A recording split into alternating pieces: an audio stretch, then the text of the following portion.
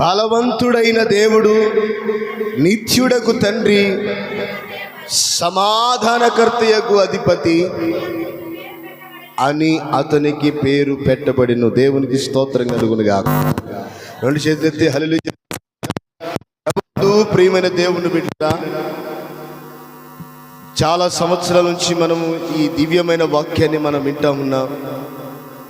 Bible గ్రంథంలో ఉన్నటువంటి ప్రతి ప్రవక్త ప్రవచించి యేసుక్రీస్తు లోకానికి రాబోతున్నాడు, ఆయన మహత్కార్యములు చేయబోతున్నాడు, ఆయన వలన సమాధానమును, క్రియ, సంతోషము, అలాగనే ఆనందము కలగబోతా ఉంది, పాపికి విడుదల, రక్షణ కలగబోతూ ఉందని ఎంతో మంది ప్రవక్తలు ప్రవచించారు.